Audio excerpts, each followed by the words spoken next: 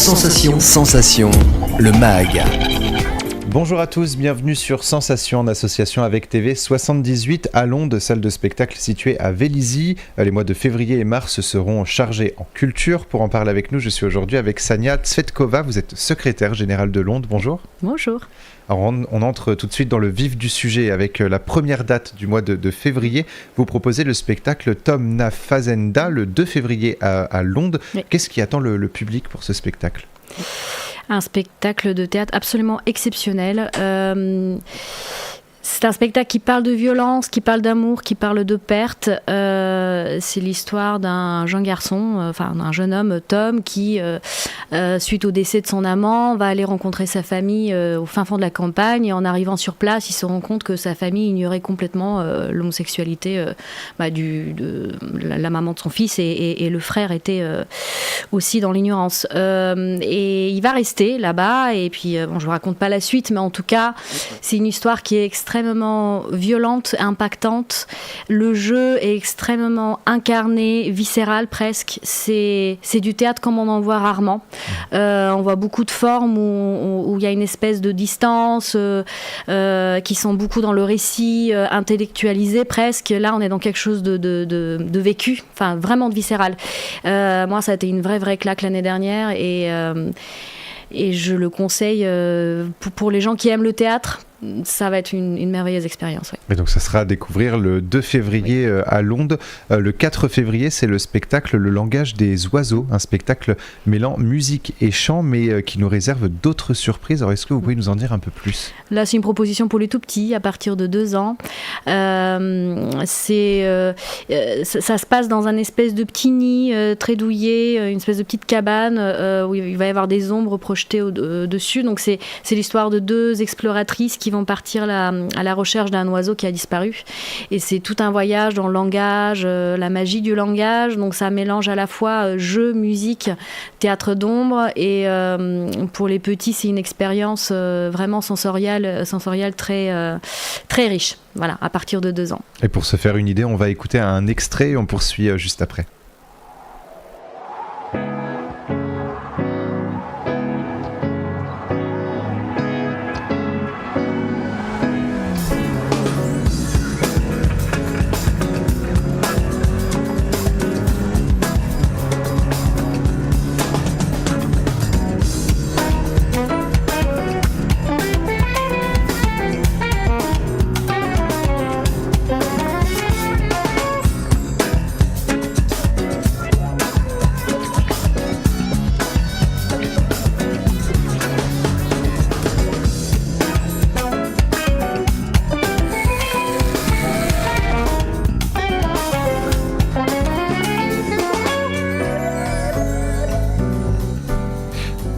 Alors là, c'était finalement le Sixoon, du coup, qui sera une autre date. On y reviendra justement dans quelques instants. Un petit saut dans le temps. Voilà, c'est ça. C'est pas grave. Voilà, le 13 mars. Donc ça, c'était Sixoon. On s'est un petit peu mélangé.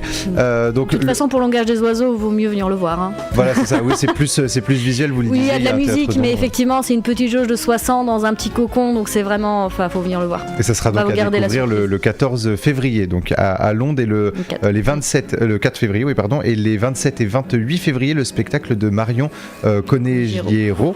Ça s'appelle La Vague et fait bien entendu référence à l'histoire avec un grand H que nous connaissons tous. Que va raconter cette pièce ?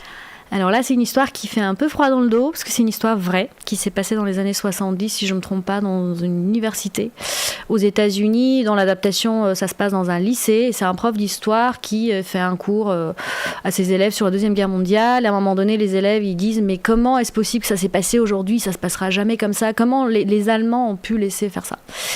Et du coup, il rentre chez lui, il réfléchit, et puis il se dit, c'est quelqu'un qui aime enseigner l'histoire d'une manière très pratique, en passant par l'expérience. Du coup, il va lancer un mouvement qui va progressivement trouver son logo, son salut, son uniforme, qui va s'appeler La Vague, et les choses vont très très très vite déraper. Et c'est une expérience qui est partie comme un jeu, et il faut savoir que ça a réellement, en espace d'une semaine, il y a plus de 200 élèves qui ont été, qui sont inscrits dans ce mouvement-là, et on voit toutes les dérives et tous les mécanismes d'embrigadement qu'il peut y avoir, quand il y a une idéologie comme ça qui prend racine. Donc c'est aussi un spectacle à voir, c'est très très fort, et c'est malheureusement d'actualité. On en parlait un petit peu donc avec ce spectacle La Vague et le spectacle du 2 février Tomna Fazenda. Est-ce que le théâtre, justement, ça doit permettre de parler de certaines émotions, de parler un petit peu aussi de l'actualité, finalement, de se rapprocher de l'actualité, tout en ayant ce côté très poétique et théâtral? Oui, de toute façon, les artistes, ils parlent de l'actualité, de ce qui les touche, de sujets qu'on aurait du mal peut-être à aborder dans un autre cadre. Et ça peut passer autant par la poésie que par l'humour, que par aussi parfois la violence sur scène, qui est peut-être pas facile à aborder pour tout le monde, mais selon le sujet, les choix artistiques. Mais en tout cas, nous, ce qu'on aimerait faire, c'est de montrer une diversité des approches aussi. Et dès qu'un spectacle est bon, il est bon. Et vous proposez le 27 février, justement, juste après la représentation, un bord de plateau pour échanger avec la troupe. Pourquoi est-ce que vous proposez ces temps d'échange ? On les choisit justement en fonction des pertinences des sujets. Là, il nous paraissait absolument indispensable il fallait réagir derrière, ouvrir le dialogue avec le public, sachant qu'autour de ce spectacle, la compagnie mène aussi un projet d'action culturelle avec 3 lycées, justement ils vont travailler sur la vague et sur la pression du groupe sur l'individu. Donc ça sera un des échanges parmi une multitude d'échanges qu'il va y avoir avec la compagnie, mais on s'est dit aussi que pour les élèves qui sont présents en salle, c'est bien aussi de participer à un échange mélangé à d'autres publics et pas rester que dans un cadre scolaire. Et on passe au mois de mars avec Salty, le 3 mars à Londres. Pourquoi avoir programmé ce spectacle ? C'est un petit bijou très réjouissant pour les 3 ans. C'est 3 danseurs au plateau qui nous font voyager en Italie. Ils nous font découvrir la tarentelle, mais mélangée avec la danse contemporaine. Donc la tarentelle, pour ceux qui ne savent pas, moi je ne savais pas, il est réputé de soigner la morsure de la tarentule qui plonge ses victimes dans une espèce de mélancolie profonde. Et les 3 danseurs qui jouent des enfants qui s'ennuient, pour faire passer le temps, ils vont commencer à jouer à ce jeu-là. Il y en a un qui va être piqué par une araignée, et ils vont collectivement danser pour guérir à travers la danse. Donc c'est très beau comme message, et à la fois c'est extrêmement réjouissant, c'est aussi très virtuose, et pour les petits à partir de 3 ans, c'est une belle façon de découvrir la danse, à la fois un peu traditionnelle mais contemporaine aussi. Et le 8 mars, le spectacle de danse We Are Mon Chichi, un spectacle accessible dès 7 ans. Qu'est-ce qui nous attend ?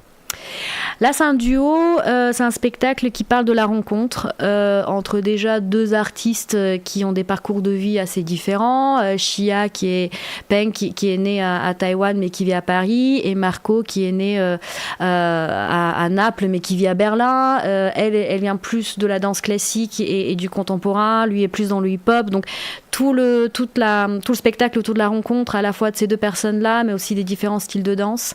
Et c'est juste extrêmement beau, c'est un spectacle qui est juste beau, qui tourne un peu partout, qui est passé à l'Opéra de Paris, et on a eu beaucoup du mal à la voir à Londres, donc on est fiers de l'accueillir.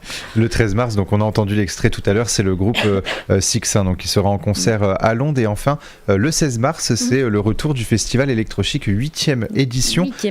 Au programme, un tremplin de jeunes artistes et 3 DJ sets tels que Lucie Antunes, Roman Santarelli ou encore Boom Bass et MMH. Alors pourquoi organiser justement un tremplin musical pour cette occasion ? Alors le festival déjà s'étend sur 8 villes au total qui font partie de Versailles Grand Parc qui pilote aujourd'hui ce festival-là. Nous on fait toujours la clôture avec toute une soirée de concerts, et historiquement on organise pour la 8e fois de suite ce tremplin, parce qu'on considère qu'il y a beaucoup de jeunes talents sur le territoire. Donc la sélection se fait maintenant, donc c'est jusqu'au 31 janvier que les jeunes peuvent envoyer leur candidature. Il suffit d'aller sur le site soit du festival, soit sur le site de Londres pour trouver le règlement.